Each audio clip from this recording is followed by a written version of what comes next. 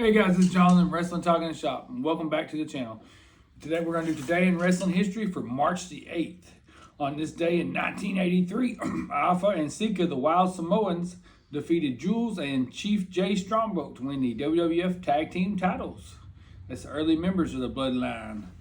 And then on this day in 1987, WWF held a tag team tournament in New Jersey. In the final match, Bret Hart and Jim the Anvil Neidhart were victorious over their team of Rick Martel and Tom Zink. And on this day in 1999, WCW Nitro was held in Massachusetts. Kevin Nash at the time was in charge of booking the matches. And in the first hour of the wrestling show, he decided there didn't need to be any wrestling.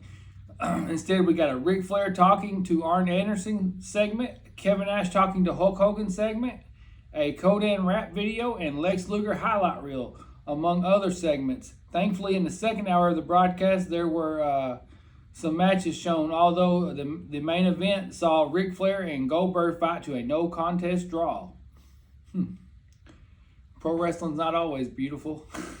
And on this day in 2010, on Monday Night Raw, Vince McMahon pinned John Cena in a no disqualification handicap gauntlet match. Cena not only had to face McMahon, but also Batista and Drew McIntyre, Jack Swagger, Mark Henry, and Vladimir Kozlov too.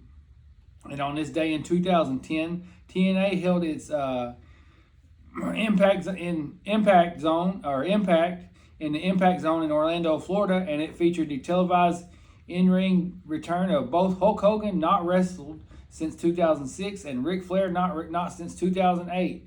On the show, Rob Van Dam pinned Sting after just 9 seconds, and the Beautiful People, Madison Rayne and Velvet Sky, defeated Angelina Love and Tara and in a triple threat knockout. And in the main event, Abyss and Hulk Hogan defeated AJ Styles and Ric Flair in a no disqualification match. And on this day in 2020, WWE held its Elimination Chamber pay-per-view from Pennsylvania. In the Tag Team Elimination Chamber match, John Morrison and The Miz retained the WWE Tag titles. Cesaro, Sami Zayn, and Shinsuke Nakamura took on Braun Strowman in a handicap match, with Zayn getting the pin, making him the new Intercontinental Champion. In the main event, Shayna Baszler was dominant in the Women's Chamber match and eliminated every single one of the other competitors: Asuka, Liv Morgan, Natalya, Ruby Riott, and Sarah Logan. This was the last WWE pay-per-view held before the COVID-19 pandemic forced all companies to go, without live crowds. And we had at first we didn't even have the, what did they end up having? I can't even remember what it was called. It had the digital screen. Yeah, table. but that wasn't at first. We didn't have anything. Thunderdome. Yeah, it ended up being the Thunderdome.